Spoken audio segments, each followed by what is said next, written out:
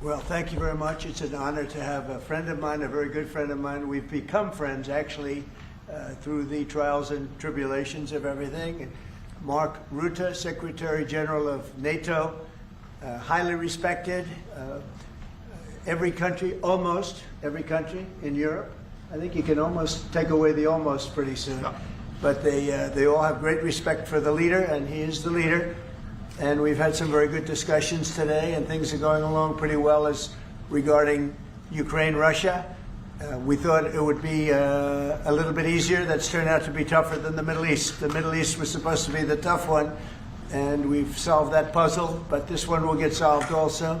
So I want to just say it's an honor to have you, Mark. Thank you very much. Thank you so much for hosting again.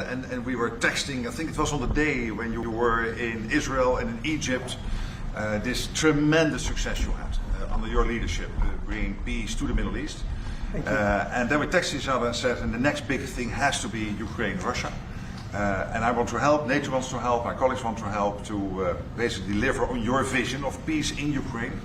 And I really want to thank you for everything you're doing, including breaking the deadlock with Putin, starting the dialogue in February when you came in as president in January, but also for everything you did with NATO. The fact that we are now at this 5%, the huge success in The Hague at the NATO summit, the fact that Europeans are also stepping up when it comes to Ukraine, basically the weapons from the US being delivered to Ukraine, paid for by allies, and the Europeans coming together to discuss how can we sustain Ukraine post the peace deal.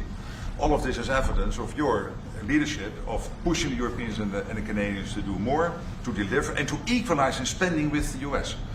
So on all of this, and today we will talk more on how we can really bring Ukraine to the next phase and get this terrible war, and all the bloodshed ended.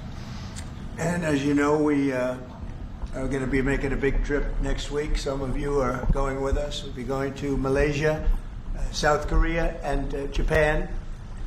In South Korea, I'll be meeting with President Xi of China. We'll have a pretty long meeting scheduled. We can work out a lot of our questions and our doubts and our tremendous assets together. So we look forward to that. I think something will work out. We have a very good relationship, but that'll be a big one. We canceled the meeting with President Putin.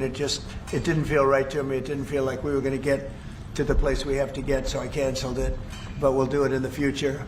But next week we'll be with many of you in those locations that I told you. Then it's back to Washington. So thank you very much, everybody. Yeah, please. Mr. President, can you tell us a little bit about why you're elevating sanctions against Russia right now?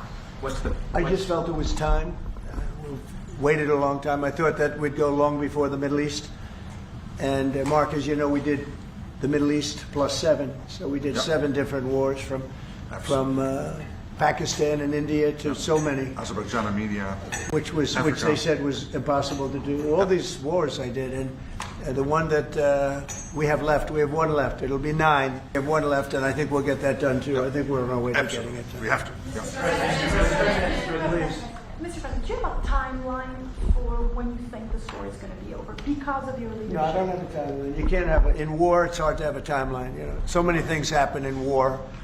Go ahead. What about Tomahawk missiles? Putin is definitely Well, the problem with the Tomahawk that a lot of people don't know, it'll take a minimum of 6 months, usually a year, to learn how to use them. They're highly complex. So the only way a Tomahawk is going to be shot is if we shot it, and we're not going to do that. But there is a tremendous learning curve with the Tomahawk. It's a very powerful weapon, very accurate weapon, and maybe that's what makes it so complex. But it will take a year. It takes a year of intense training to learn how to use it. And we know how to use it, and we're not going to be teaching other people. It's too far out into the future. Yes.